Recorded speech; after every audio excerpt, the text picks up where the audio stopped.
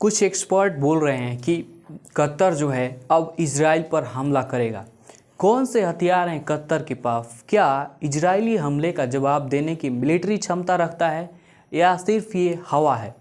Qatar और Israel की सैन्य ताकतें दोस्तों दोनों में बड़ा अंतर है। 2025 ग्लोबल फायर पावर इंडेक्स में इजराइल 15वें और कतर 62वें स्थान पर है। इजराइल के पास F-35 जो है जेट न्यूक्लियर हथियार और मार्कोवा टैंक हैं, जबकि कतर के पास राफेल जेट और हेलफायर मिसाइलें हैं।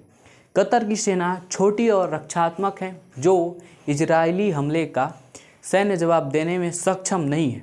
आपको ये बात बहुत अच्छे तरीके से पता होगी। लेकिन इजराइल ने 9 सितंबर 2025 को कतर की राजधानी दोहा में जो है हमास नेताओं पर हवाई हमला किया, जिसमें यह सवाल उठाए गए कि कतर के पास कौन से हथियार हैं, क्या वह इजरायली हमले का जवाब देने की सैन्य क्षमता रखता है। 2025 के ग्लोबल फायर पावर इंडेक्स यानी कि GFP के आधार पर कतर और इजराइल की सैन्य ताकत की तुलना करेंगे और यह भी समझेंगे कि क्या कतर और इजराइल जैसे मजबूत देश का सामना कर सकता है। ग्लोबल जो ये GFP है 2025 में 145 देशों में इजराइल 15वें स्थान पर है, जिसका पावर इंडेक्स स्कोर 0.2661 है।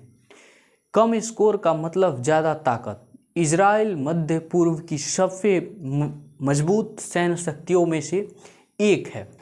वहीं अगर हम कतर की बात करें तो कतर यहाँ पे 62वें स्थान पर है और जो उसका पावर इंडेक्स है इसका स्कोर है 1.0786, जो इसे मध्यतम स्तर की सैन्य शक्ति बनाता है। कतर की ताकत उसकी आर्थिक संपत्ति और आधुनिक हथियारों पर निर्भर है, लेकिन इजराइल से बहुत पीछे है।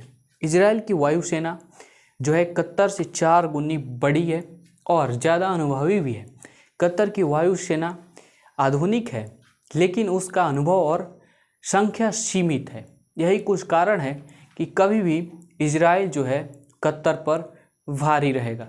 आपको याद होगा दोस्तों, जब ये जितने भी अरब कंट्री हैं ये सब मिलकर इजराइल को मारा करते थे, लेकिन आज हालत ये है कि इजराइल से पंगा लेने की ताकत किसी भी अरब देशों के पास नहीं है।